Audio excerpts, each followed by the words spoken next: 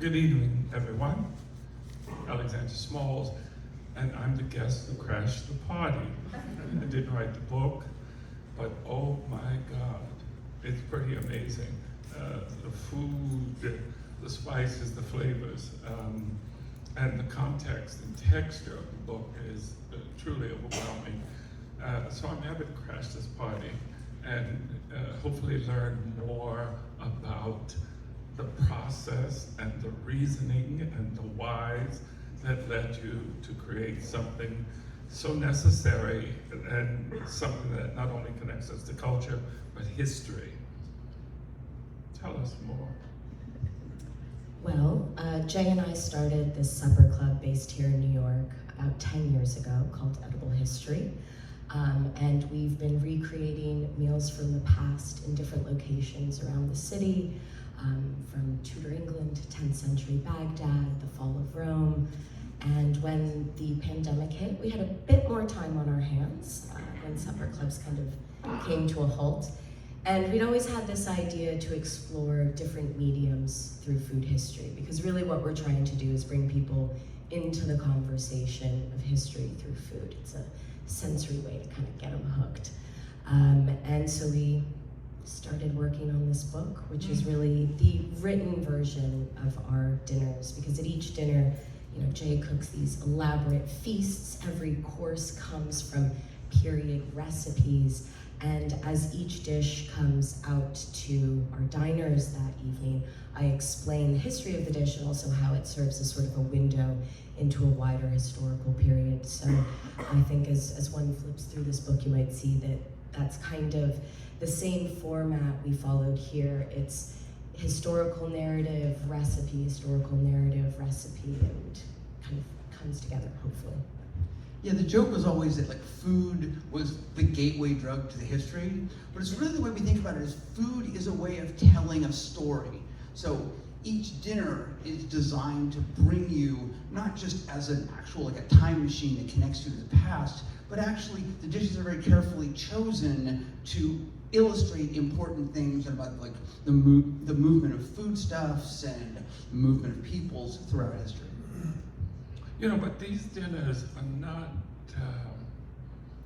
just dinners that you invite a group of people to come and enjoy. These dinners mirror an idea, a concept that you wanted to say about food through the ages. Why 10 dinners? And how did you decide that those dinners would start at Rome? I mean, are we talking about the beginning of dinner conversation, dinner culture, the evolution of the Roman Empire? How did we get here?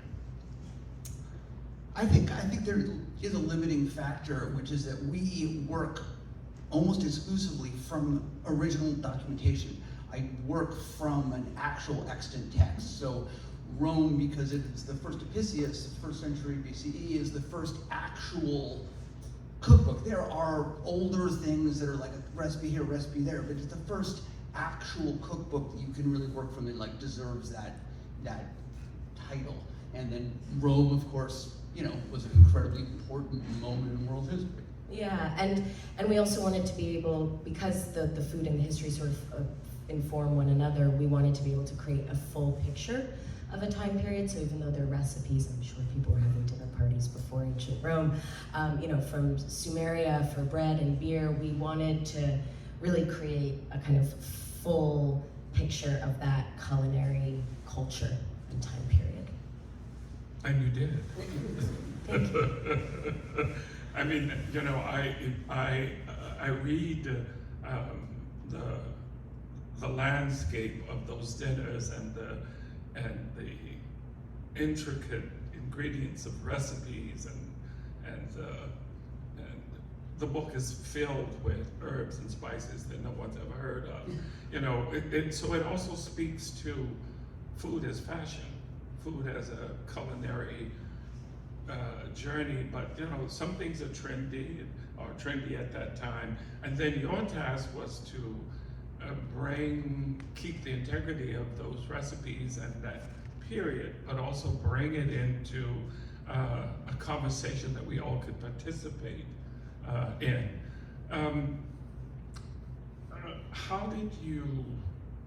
What was the process of going through these recipes and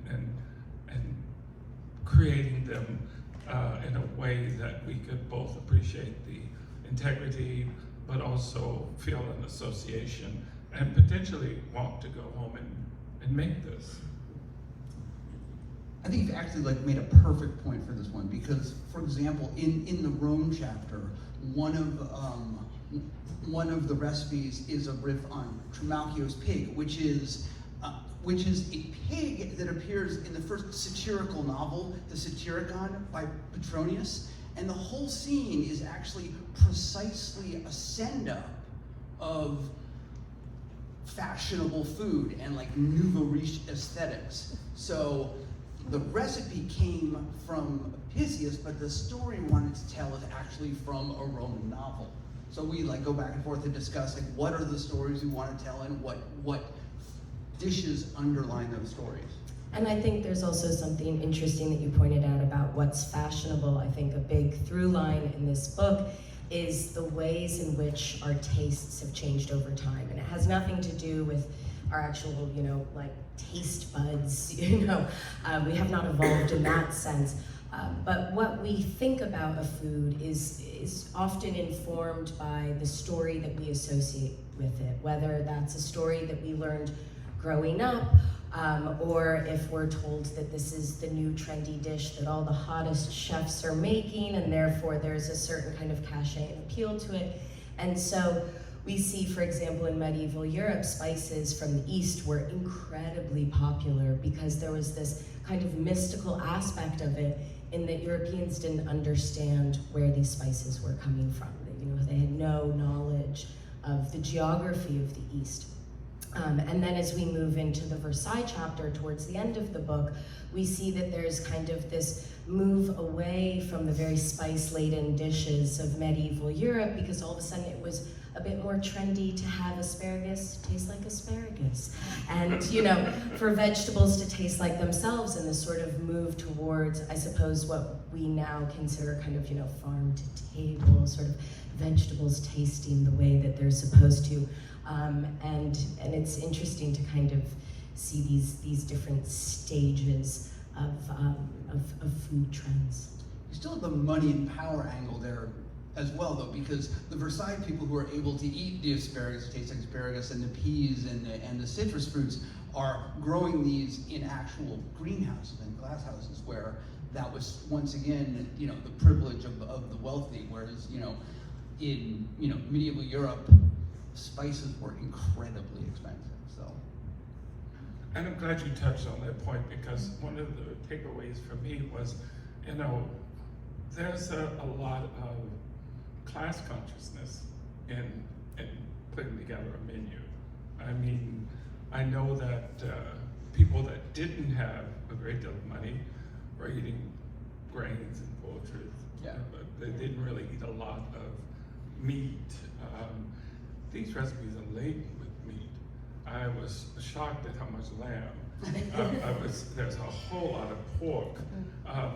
And yet there were moments of tender treatment of vegetables, produce, and not necessarily what you would associate with an early menu or meal planning. How did you, once discovering recipes, how did you frame the conversation around menus and balance? Okay, you're gonna have a pork and a lamb and a sea. What was the process? That's a tricky one for Jay, actually. Yeah, I mean, there's a lot of back and forth. I mean, also you have to understand that the logic of a modern menu, which this generally follows, like smaller things to heavier things to ending with desserts, is kind of a modern invention. Like desserts were not a thing throughout most of history. So I did impose a little bit of structure. It is also, I didn't have 30 or 40 courses like you might have had in like the Ottoman period, for example. Or 40 courses served simultaneously in 3, removes. But a lot of what we do is, Victoria and I discuss what the history, what the story of the history we want to tell, and how the dishes underline that. Exactly, like I'll say to Jay, I really want to talk about Lucrezia Borgia in the Renaissance chapter. Can we figure out something that perhaps she might have eaten? And so there's a bit of kind of give and take between making sure that we're also including some recipes that people who don't want to eat, tons of pork and lamb every single day might enjoy. So there's a bit of appealing to the modern diner, and then also making sure that the recipes illustrate the stories we're trying to tell. I was curious too when I saw lobster and scallops, for example. And lobster has had its own history here in this country. It started out being the food of poor people, and somehow or another that got turned on its head. When you think about veal shank or oxtails, those were essentially enjoyed mostly by poor people, and then it has flipped in the 20th century, etc., where it's hard to be able to afford those items. So again, that speaks to the menus of poor people and wealthy people, and also I would imagine courses. Is this the kind of menu that would be coursed, or would we find like the grand buffets where all of these things came out and on one big table? Most of these would either fall into 2 categories. The older menus would have often been, like Roman menus would have been just tons of stuff coming out one after the other, one after the other, one after the other. The same with certain medieval Arabic things. It was a series of courses, and then most of everything in Europe from the Middle Ages forward is more what was called French service, where you'd have a couple of very large groupings of dishes. And then there's all these weird subcategories. But what we consider today as modern service is actually service a la Russe, so Russian service, where you had hot and cold running servants bringing you one plate at a time. Let's talk about Baghdad. Yes. And I mean that in the sense of most people wouldn't imagine that would be a part of the story, at least in dinners, because our modern references to Baghdad don't lead us to that conclusion. Exactly. How do we get here? Well, I have a bit of an obsession with medieval Baghdad, as I know Jay does as well. But it actually is a critical part of our global food history. Baghdad during the 9th, 10th, 11th, and 12th centuries was the epicenter of the medieval world. It was incredibly advanced. It was the center of the production of knowledge. Essentially, when the Greek and Roman empires sort of collapsed in what we now think of the West, a lot of that information passed over to the East, and what is known as the translation movement took place. These manuscripts, all of this knowledge that had been produced wasn't just kept safe, it was actually expanded upon. And the first hospitals were opened in medieval Baghdad, and it's the foundation of so much of our modern knowledge. And the cookbooks from the time period are incredible, not to mention the poetry and the art. And we felt really strongly about including this, not just because to tell a proper kind of global food history, one should include Baghdad, but also especially because, as you pointed out, that is not how we kind of picture Baghdad today. It holds a very different kind of place in the collective consciousness, and it's also important for all of us to realize that the way we think of place is just the way we think about taste and food trends. Things change, identities change. Yeah, I mean, it's a perfect example. We definitely chose Baghdad because we want people to think about it in a different way, to remind people that this place that a lot of people in America may have kind of strange and negative feelings about was once the, acme of civilization. The thing I like, and I mean, full disclosure, I am obsessed with this period and this cookbook, precisely because this is a time of incredible literacy when you will not see cookbooks for 500 years in Europe that come anything close to this 10th century cookbook. Like, even in 300 or 400 years, you're gonna have cookbooks in France that are take this and this and this and cook it and serve it forth. And that is it. There's no weights and measures. If you're really lucky, you get, you get a, put it back in the oven for 5 Our Fathers, because everybody's Catholic. But this is a book that has weights and measures. It has sections, it has techniques, it has hundreds upon hundreds of recipes. And within those, there's poetry, there's stories. It is just an incredible tome. This is a Kitab al-Tabib. Yes. I also thought it was fascinating, speaking of instructions, and there was something about how long something should bake or cook, and what is it you should walk around 4 times or Walk something. around a field 4 times. Yeah, there's one that that will be dying. How big is the field? But when you started to investigate these recipes and see things like that, what were your instincts? How did you crack the code of how you were going to create a recipe and a dish that somehow gave you the outcome that you desired? Those ones were really tricky sometimes, and I think the thing is, if you cook a lot of recipes from the same cookbook, particularly if it is, of a time and a place, you do start to see a through line in the logic of the food. I'm sure, you just know this instinctively after a while, and you understand, and you do realize, they like this thing that a modern palate won't like, so that's not a good direction to go. That might not be a direction to go. But it's funny, because if you look at medieval European cuisine, it's probably most similar to modern Persian cuisine. If you look at a lot of the same ingredients, a lot of fragrant spices, a lot of dried fruits, and a lot of different kinds of sourness. Lots of kinds of vinegars, verjuice, which is the juice of unripe grapes. So there's a strange commonality there.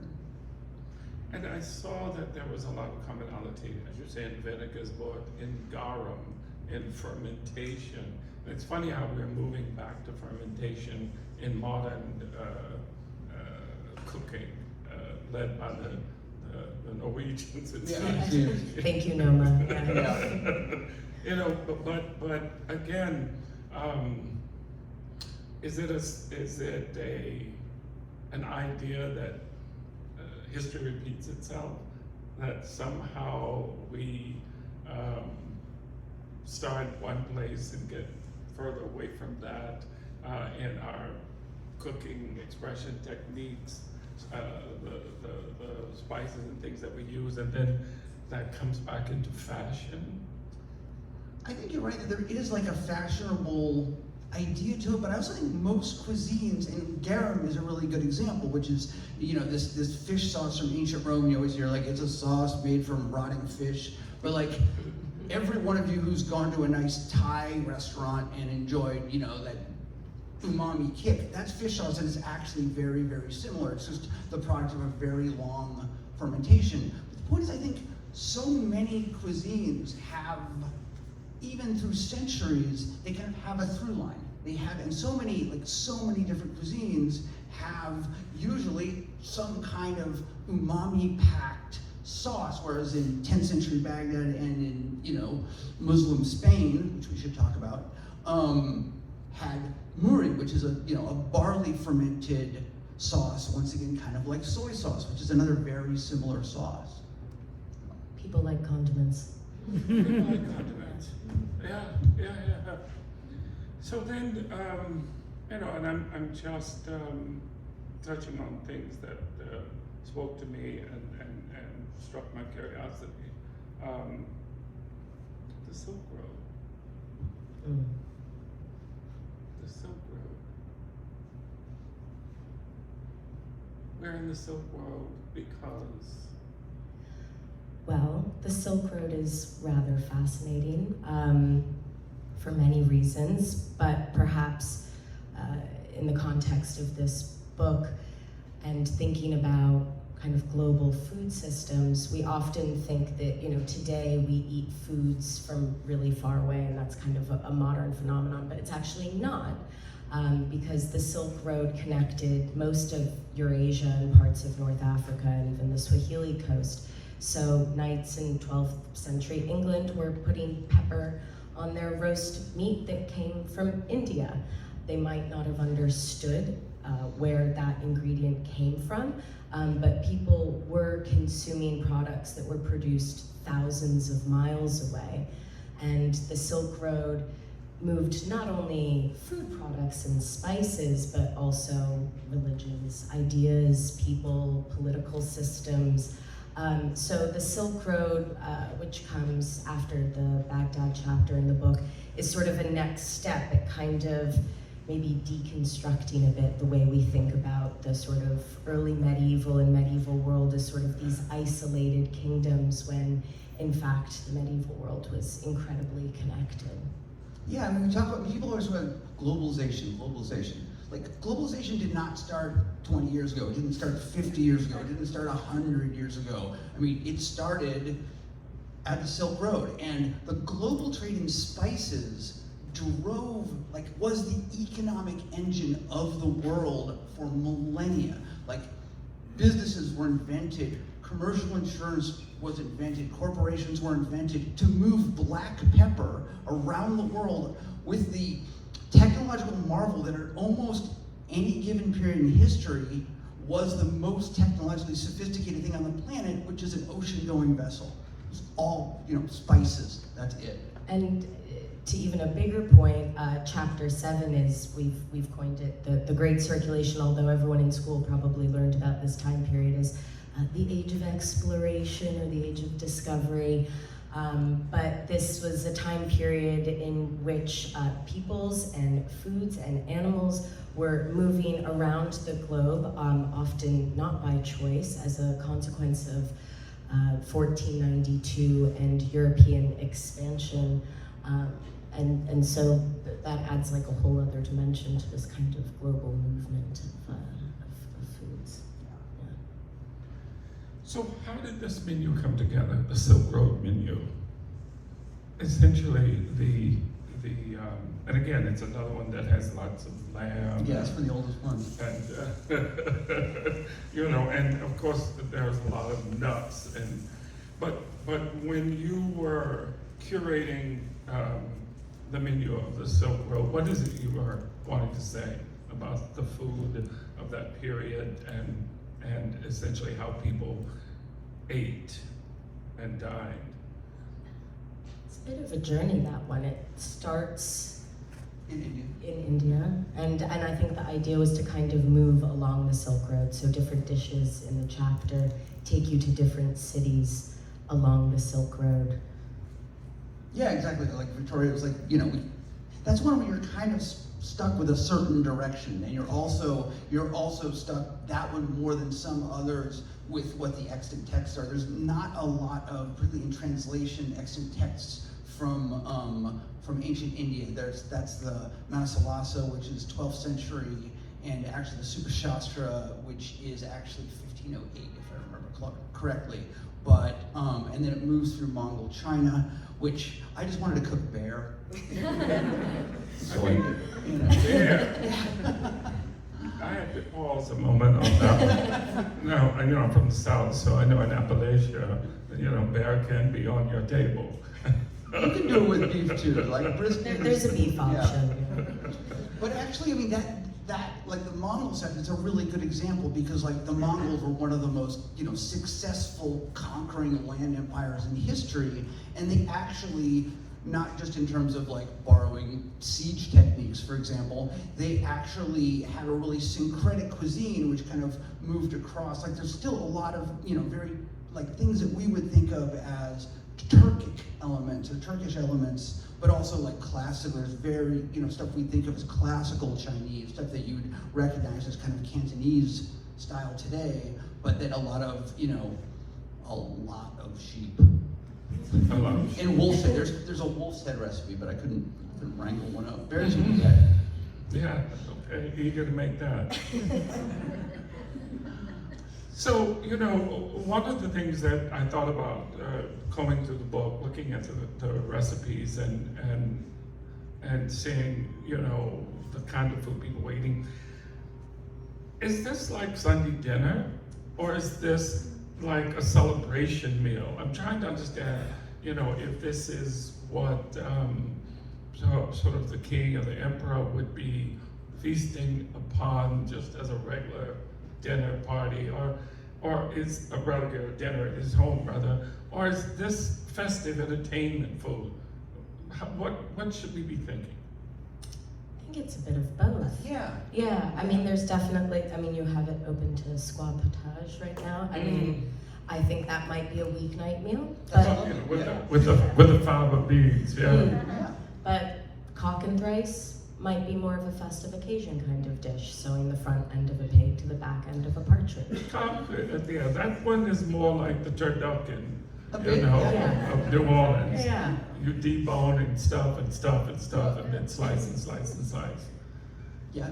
And Jay you had a stuff- hard time finding a needle that would work for that one. There's a good story about this in the book.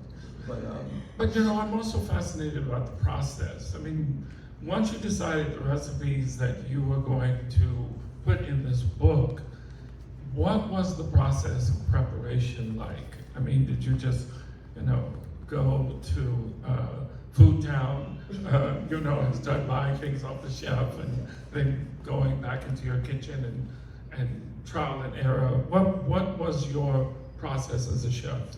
There was a lot of trial and error, but there's also a lot of research. So you definitely go to scholarly stuff and look at it. But a lot of it is, you assemble your ingredients like you do for anything else. You try to understand the dish, and then you cook it a whole lot of times, and you take meticulous notes. And some of them came together rapidly. It also depends, because some of these recipes are, like particularly the later 19th century New York ones, which are extremely elaborate, but the recipes are all there. It does break it down for you what you're supposed to do. If you could do it is a whole other question, but whereas some of the very old ones, or at least the old European ones, which are very like this and this and this and cook it forth, stuff.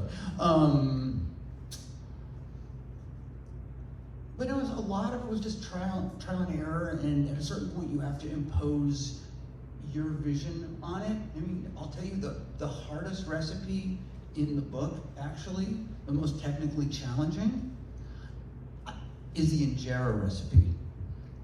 Yeah, and that was a nightmare, because the only way to really learn to do that is to be a young Ethiopian woman and learn watching your mom do it, who watched her grandmother do it, and it's kind of like that, and then it's perfect, and it's extraordinarily difficult, and it's also just one of those incredible, spongy, sour flatbreads. It's just remarkable. So. Well, it's also the kind of bread that even when you do it perfect, I'm not sure you got it right. Yeah. I mean, because it's an acquired taste. Right. Yeah.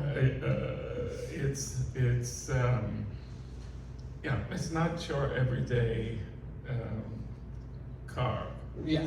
But in Ethiopian, it's everything. It's the plate, it's the silverware, it's just, not separable from the cuisine at all. So.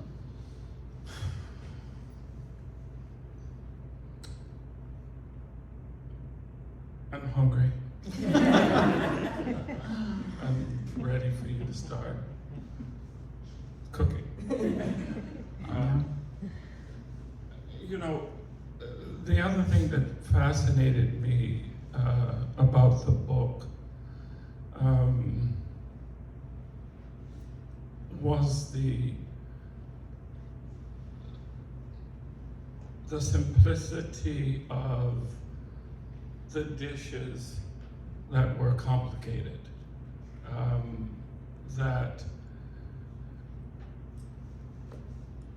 and the level of responsibility for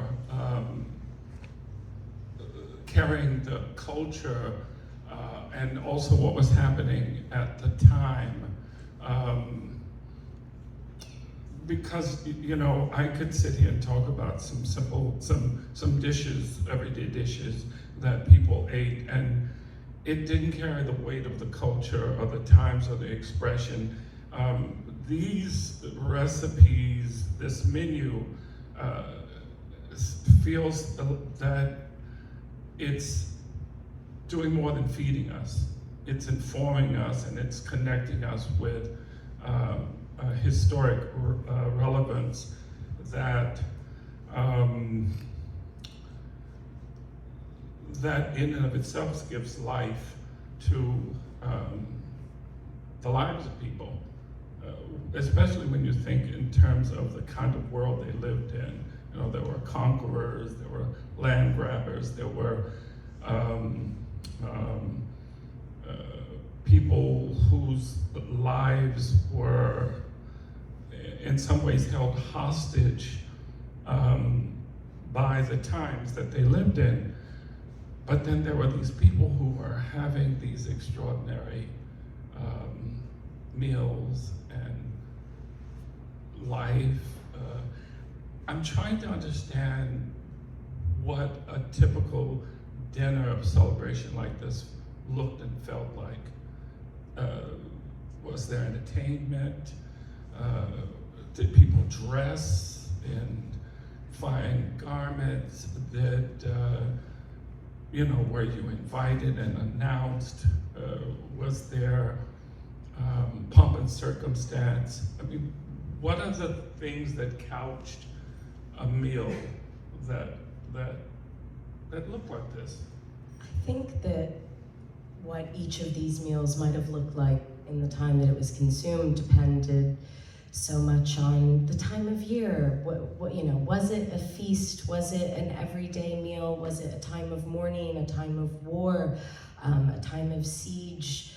You know, there's so many different situations here, but kind of the through line is that, you know, every day people have to eat food to live. So every situation would have been different. I think that most of the recipes, as you pointed out, definitely were consumed primarily by the upper class, because a lot of the dishes that the vast majority of the human population were eating had far more kind of just vegetables and grains in them, but that doesn't really make a very exciting cookbook. So those aren't included, and also there aren't necessarily written recipes, you know, that Jay could work from, because people weren't writing those things down. Yeah, we have to understand that throughout history, like a book was, you know, an incredibly expensive and high status object. So if there's a cookbook with recipes in it, it's just automatically for people who had, you know, a lot of resources. One thing when it comes to cookbooks that I actually thought enormously about, though, is particularly once it came to these kind of like medieval, like European cookbooks, like you have to ask yourself, who were these books written for, actually? Because if you're a chef, like if there's a cookbook that has 50 recipes, and you're a chef who worked out as an apprentice and worked his way up to being the head of a kitchen, the fact that there's a recipe that says take this and this and this and this and cook it, you don't need that. You know, you know how to cook that. So who are these recipes for? And I would actually argue that particularly those were actually for the woman of the house who in the late medieval period are starting to take control of house finances. And it gave them a tool to know whether their house chef was cheating them or was using the appropriate spices in the appropriate ways, because you're talking about stuff that is extraordinarily expensive. Yeah. Right. So, why New York City? Why New York, 19th century? What was going on in New York that you felt should be represented in these 10 dinners of, that changed the world? Well, New York felt like a nice place to end because, as I point out towards the end, I think we can find traces of all 2,000 years of culinary history that are covered in this book in different restaurants and eateries and tables around the city today. You know, we find traces of Harun al-Rashid and Jafar and Abu Nuwas's noodles in different, you know, kind of noodle joints around the city. We see remnants of the Great Circulation, the Columbian Exchange, in the tomato sauces that are served in Italian joints or on slices of pizza. You know, we see the kind of pomp of Henry VIII's, you know, sort of feasts in birthday cake sparklers that are carried out in different restaurants. We see all these different aspects of these figures who we talk about kind of come together in the New York City restaurant. And it also felt like an interesting place to end because in the beginning of the 19th century, New York City was just a tiny little trading post on the bottom of the island of Manhattan. And there was no restaurant. The kind of concept didn't really exist yet, certainly not in North America. And then by the end of the century, New York City has expanded massively. It's this huge kind of concrete jungle, this metropolis with people streaming in from every corner of the earth. And the restaurant has not only emerged, but become such an important institution to the fabric of the city that I would argue that the growth of New York and the kind of evolution of the New York City restaurant happened in tandem and informed one another. Yeah. How about you, Deb? No, exactly that. I mean, that's a really good example that we wanted to tell the story of the invention or the growth of the restaurant in America, and New York City gives us a really good example of that. Also because there are, for example, there are historical menu collections that go back to the 18th century in New York. Like you can find actual meals that were given. You can find the meal that Charles Dickens had in the middle of the 19th century. There's in New York when he came here, and there's good cookbooks that go from the late 18th century all the way up to one of the most mind-blowing tomes of cookbook, which is Charles Ranthofer's 1894 The Epicurean, who was the head chef of Delmonico's. And that book is 2,000 pages of architecture. It's the only way I can describe it. It is, Rizzoli would be proud. It is amazing and incredibly complex. And it just gave a wonderful sweep from like simple kind of small pub food to like very, very elevated desserts. And they actually finally had desserts. And it's the invention of the Alaska, Florida, which you may know as the Baked Alaska, and my mom always would think was a real test piece and would be really proud of me that I made that. So that's why it's in the book. So finally, who did you write this book for? How do you want people to use this book? I hope that people use it in whatever way they sort of want to interact with it, whether that's as a cookbook or as a history book or a sort of choose your own adventure kind of through history book. If you want to interact with the recipes and sort of have the sensorial experience of the past, fabulous. If you want to read the recipes, because a lot of them are perhaps a bit more aspirational, that's also wonderful. Yeah, I mean, I must say, you know, in my heart of hearts, I would like people to cook one. I would love people to try to cook a meal with their friends. These are designed to be an elaborate thing. It's designed to be a communal dining experience, which I think is something that's slipping away from us a little bit. You know, everyone's eating a slice of pizza like myself in front of a computer at 1 o'clock in the morning. That's not the greatest way to enjoy life and to enjoy food. So yeah, some of these might be a little aspirational, but my dream would be that people invite their friends over, everybody pick a dish, cook your hearts out. Oh, that sounds good. I'd like to invite both of you to my house. I'll bring the bear. And cook this entire meal. Okay, is there anything else you want to share? I'd love love to open it up to the audience if people have questions. Yeah, Here comes my friend now. Anna will take over here. Thank you. I wonder if you had any fun discovering relationships between the food and the technology, like fun with pots and pans and skewers and... Oh, you have no idea. Like, oh, it's the best. No, I mean, the funniest thing is, like, I actually thought a lot about the technology available when you do this stuff, because full disclosure, I use a food processor. Like, I also do a lot of this myself. I mean, throughout history, the great labor-saving device was the slave or indentured servant. A really good example of like evolving kitchen technology is if you go back to like Tudor England, where you had a spit boy, which is a boy who turns a spit in front of a fire. And it's just a terrible job. It's like your classic medieval awful job. And then at a certain point, the spit boy was supplanted by like the brilliant labor-saving device of a small dog in a box walking on a treadmill that would turn the spit. And then subsequently, that was actually replaced by a clockwork spit. So that's like your classic example of how technology interacted with food, and there's a lot of those. Can you tell us about the dinners that you have? You said you have communal dinners? Yes, Edible History hosts sort of seasonal supper clubs, and if you check out our website, you can see what's coming up. We've offered most of the ones that are in this book in the past, and we're doing a Versailles feast later this fall, so stay tuned for more details on that. With the James Beard, we can say that. Okay, with Yeah. the James Beard.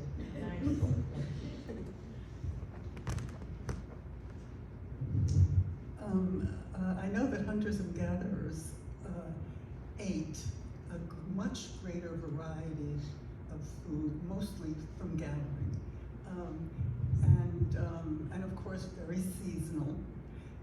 So I wonder if that kind of translated into later history, where people recognized only certain kinds of vegetables and fruits as edible, and whether they were growing things that they perceived to be appropriate to eat.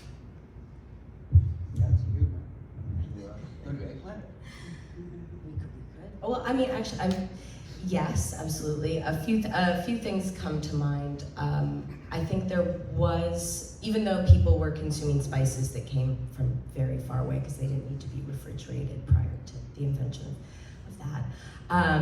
For example, in Tudor England, the court moved every 3-4 months, because if for dessert they made some dish that had apples in it for all 1,500 people at court, that would decimate all of the local apple orchards.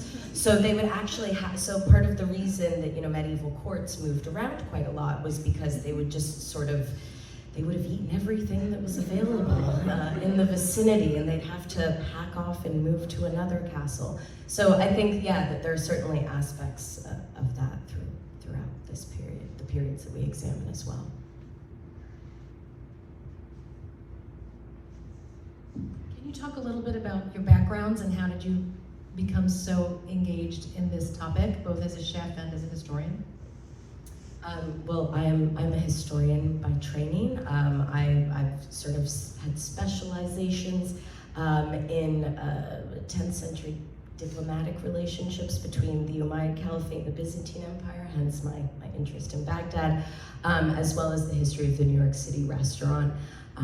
But for the last decade, Jay and I have been reading every culinary manuscript that still exists.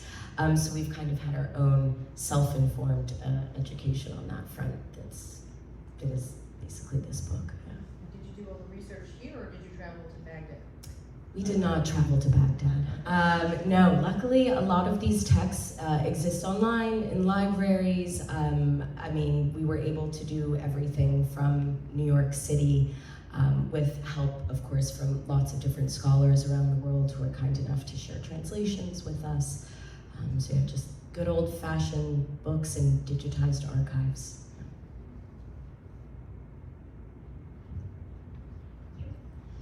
So you wrote the history of the world in 10 dinners. I'm now thinking about like the now and future of the world in 10 dinners. Is there any like current food trend or emerging food trend that you think will help serve as like a snapshot of our today?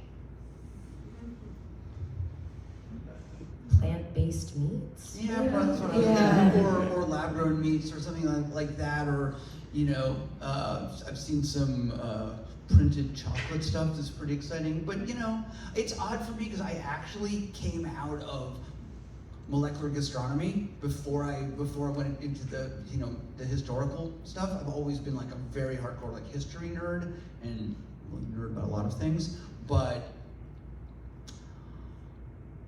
you know, I think one never knows what, you know, what people are gonna look back on as the iconic thing. You know, it might be the rebirth of fermentation when we look back 20 years from now. It might be plant-based eating. I have no idea. Yeah, it's sort of hard to predict the zeitgeist and what will kind of take hold of people, and it's difficult to predict taste in that sense, I think. But I think right now a food trend that sort of seems to encompass the moment, especially in terms of talking about climate change, would be plant-based kind of meat substitutes. Yeah. It's probably the thing that they're gonna look back and point at and laugh and think, what were those people? You know, I should have just started eating bugs earlier. like yeah. what? I've eaten a lot of bugs, and it's totally worth it. Yeah. Okay, half serious question. How often do you think about the Roman Empire? Every couple of days. Yeah. Who doesn't? Are you guys gonna answer that one? I have a little bit of a question that goes both ways. So, Alexander, if you could have Jay and Victoria come to your home and cook you one of these meals from the book, which one would you want for yourself? And followed by, which one would you think would make the most fun dinner party? I want all of it. I'm really interested in the stuffed pig that is like the turducken. Very much interested in that. And so that with a good bottle of red wine and anything else you want to throw in to balance that out, I'd be happy with. Very. That's Tudor, but we could work on a survey That around sounds it. delicious. Yeah. Yeah. Sounds like a nice place to start. Yeah. Nice I idea. think we had a question. Okay. I was wondering, in the course of writing this book and the project in general, if there was a recipe that you hadn't been familiar with before, but you came to know in this project, if one of them became something that you cook on a more regular basis for yourselves or at home, and if so, what would that be for each of you?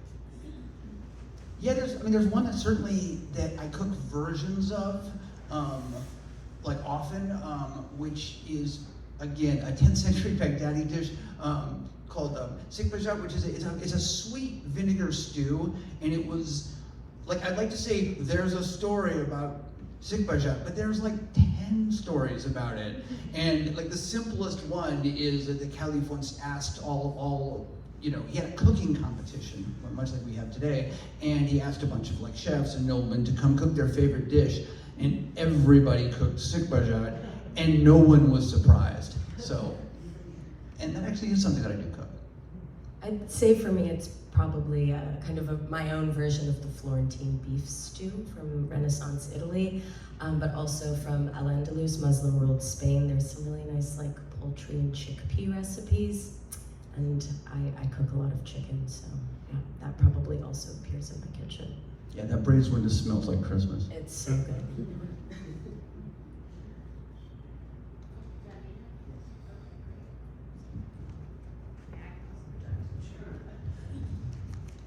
Was there any recipe or culture or moment that you just couldn't shoehorn into the book, couldn't make work, couldn't find enough recipe support, or like what would you include in part 2 of this cookbook?